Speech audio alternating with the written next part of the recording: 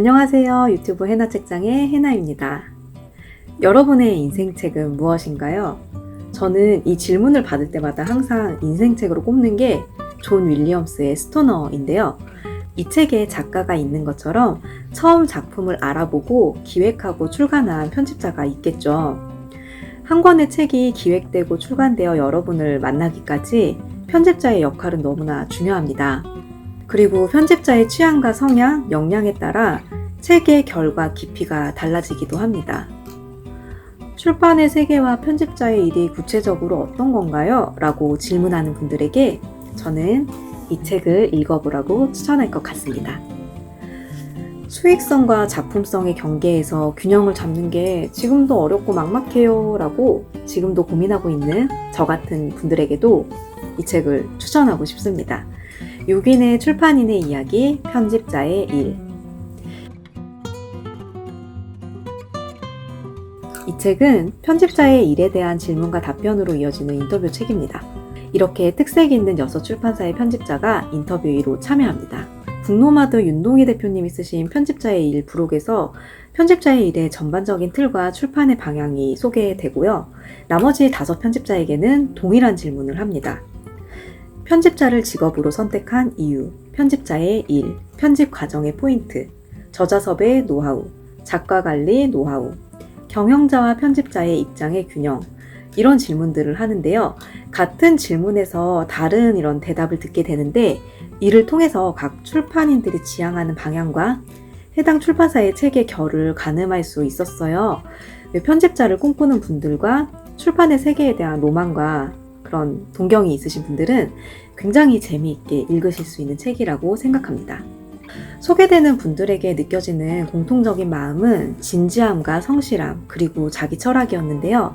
편집자들이 출간하며 특별히 더 애정을 가지게 된 책들이 그 각 챕터마다 부록으로 소개되기 때문에 읽다 보면 또 이렇게 장바구니가 가득 차게 되더라고요. 그래서 좋은 책들을 추천받아 읽고 싶은 분들은 이 편집자의 일 책을 읽으면서 추천 도서의 도움을 받으실 수 있을 것 같아요. 이 중에서 제가 인상 깊게 읽은 부분들을 4개의 구성으로 소개해 드리려고 합니다. 하나, 독자를 고려한 기획을 하고 트렌드를 따라가는 노력을 하자. 2, 편집자의 태도는 책의 완성도와 작업자의 일의 보람을 결정한다. 3, 삶과 글이 닿아있는 작업물을 만들자. 4, 세상에 필요한 책인가 질문하자. 하나씩 설명을 드릴게요. 하나, 독자를 고려한 기획을 하고 트렌드를 따라가는 노력을 하자. 편집자들이 기획을 할 때 중점을 두는 것은 무엇일까요? 기획할 때, 투고 원고를 검토할 때, 편집 회의를 할 때 가장 중요하게 여기는 것은 무엇인가요? 반대로 피하는 종류는 무엇인가요? 이렇게 질문을 드렸어요. 이봄 출판사의 고미영 대표님은 저자를 영입할 때 SNS를 많이 참고한다고 하십니다. 보통 1만 명의 팔로워가 있으면 인기가 있다고 하지만 10만 명은 되어야 구매층이 생긴다고 하더라고요. 그리고 더 중요한 것은 댓글이나 좋아요를 통해서 실제로 소통하고 있는 사람을 염두에 두신다고 하셨습니다. 네, 편집자의 역할은 트렌드를 계속 따라가는 건데요.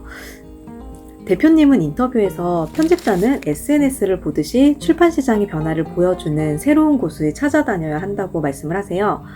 서점의 자기 브랜드화가 중요해질 것이다. 그 서점에 꼭 가고 싶은 이유가 있어야 한다. 이렇게 말씀을 하셨는데 편집자가 되길 꿈꾸시는 분들, 주말에 독립서점들 탐방하고 마케팅 일지를 쓰며 기록을 쌓아가는 것도 많이 도움이 되실 것 같습니다.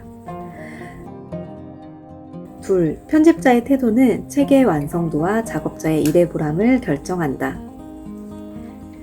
저는 콘텐츠 제작자의 기본적인 자질이 작업물을 대하는 태도라고 생각해요. 저는 자기 일에 대해 진지하고 완벽을 추구하는 사람들에 대한 믿음이 있어요. 적어도 이 사람들의 결과물에는 대충이 없겠구나 하는 마음인데요.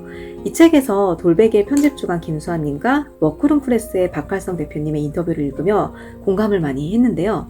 대상에 대한 진지한 태도, 소신과 톡심은 제가 언제나 좋아하는 장르이고 듣고 싶어하는 이야기입니다. 편집 과정의 가장 중요한 포인트는 무엇이라고 생각하시나요? 라는 질문에 돌베개의 김수환 편집자님은 기획할 때와 투고 원고를 검토할 때 누가 읽을까를 염두에 두고 검토를 하신대요. 완성도, 특징이 한 가지라도 있는 기획, 스타일을 지닌 원고를 지향하신다고 하는데요. 누가 언제 어디서 읽을까, 그때와 곳이 잘 보이는 원고가 반갑다고 하십니다. 편집자님은 재료와 용도를 제대로 파악하여 잘 빚은 항아리 같은 책을 만들고 싶다고 하셨는데요. 실용적이면서도 읽히면서도 깊이를 담아낸 한 편의 책을 만들기 위해서는 편집자가 큰 그림을 계속 따라가는 태도가 굉장히 중요하다는 생각이 들어요. 여기까지가 편집자의 실질적인 관점이라면 그만큼 또 중요한 게 태도인데요. 저는 태도가 곧 그 사람이라는 생각을 가지고 있어요. 제가 너무 열광하는 출판사 워크룸 프레스의 박활성 대표님이 동일한 질문에서 이렇게 말씀하십니다. 완벽한 편집은 없지만 최소한 자신이 맡은 책에 최선을 다하는, 적어도 책이 나왔을 때 후회 없도록 편집을 해야 한다. 이건 편집자로서 자부심 비슷한 걸 가지고 계속 일하기 위해서도 필요한 일이다. 라고 하십니다. 워크룸 프레스 인터뷰를 읽으며 작업자들의 결정권에 대한 존중이 많이 느껴지는 게 너무 좋았는데요. 그 출판사를 운영하는 입장과 편집자의 입장을 어떻게 유지하고 계시나요? 라는 질문에서 근사한 취향을 가진 편집자들을 영입하고 만들고 싶은 책을 만들게 해요 라고 답변을 하시더라고요. 저는 이게 그 트렌디하면서도 마이너적이면서도 개성이 분명한 워크룸 프레스를 만들어가는 가장 핵심적인 비결이 아닐까 생각합니다. 셋, 삶과 글이 닮아있는 작업물을 만들자. 스타일이란 내가 누구이며 무엇을 해왔는지에 대한 족적이다. 제가 직업이 브랜딩 기획자이기 때문에 늘 브랜딩과 트렌드는 저의 화두인데요. 본질과 비즈니스라는 경계 안에서의 균형이 저에겐 항상 숙제예요.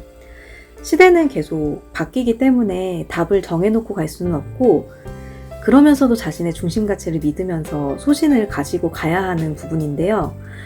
이 책을 통해 알게 된 1인 출판사 1984북스 신승엽 편집자님의 인터뷰가 너무 좋더라고요. 읽다 말고 기립박수. 네, 읽다가 기립박수 칠 뻔했습니다. 출판사를 운영하는 입장과 편집자의 입장을 어떻게 유지하고 계시나요? 라는 질문에 이렇게 답변을 하셨습니다. 이 책은 많이 팔리겠다 같은 예감은 해본 적이 없다. 반대로 이 책은 많이 팔리지 않아도 최대한 손해는 보지 않게 만들겠다는 각오로 만든다. 잘 팔릴 것 같아도 나의 취향에 맞지 않으면 제대로 만들 자신이 없다. 지금은 날카로운 예감보다는 취향의 깊이와 폭을 넓히는 데 집중하고 싶다. 너무 멋지지 않아요?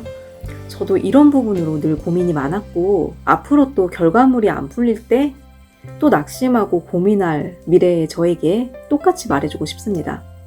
날카로운 예감과 확신은 치우고 취향의 깊이와 폭을 넓히는 데 집중하자.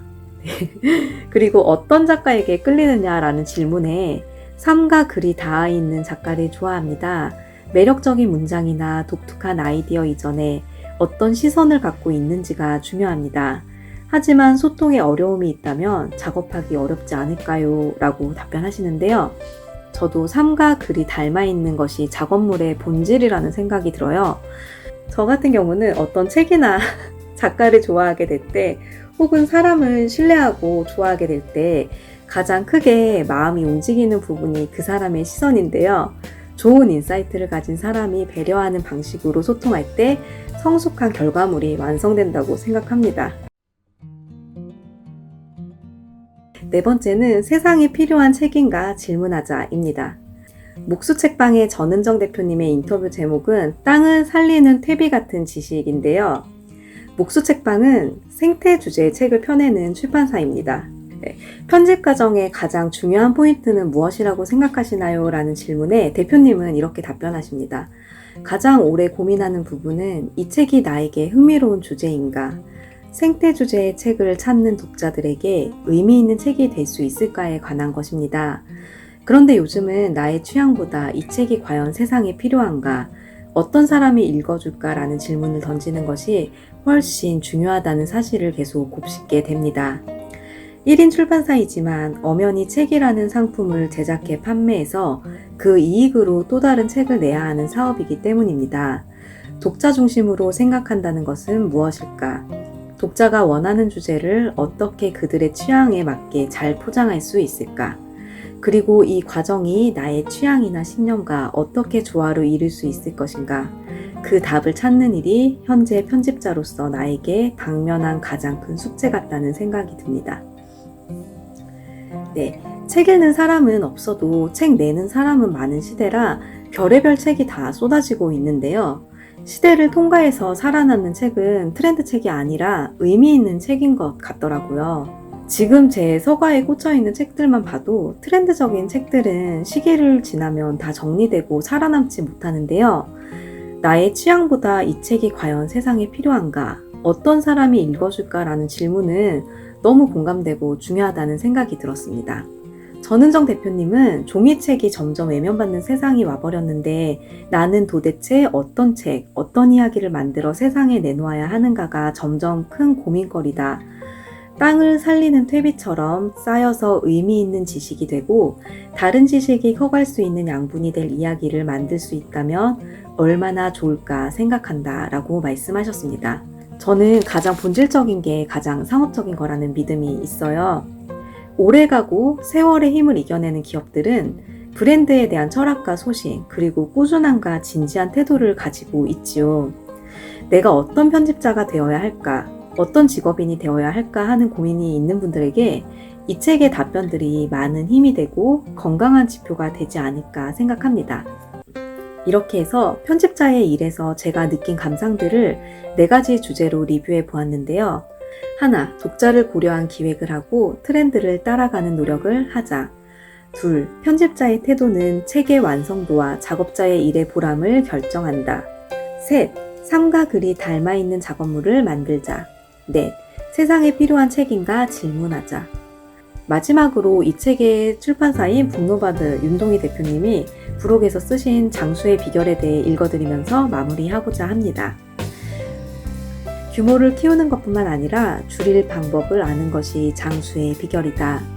출판을 숫자화하지 말고 동시대를 재구성하는 능력을 지닌 편집력이라는 관점에서 출판 자체에 접근해 가는 것. 시장의 공식에 들어맞는 책이 아니라 지금 우리 시대에 생성되는 것을 한 권 한 권 만들어 가는 것. 이제 진짜 질문을 던질 때다. 해나의 한 줄 요약. 진심과 철학을 깊이 있게 풀어낼 역량과 태도를 기르는 것이 편집자의 일이다. 사람은 저마다 한 권의 책, 그 책을 담아내는 곳 해나책장이었습니다. 감사합니다.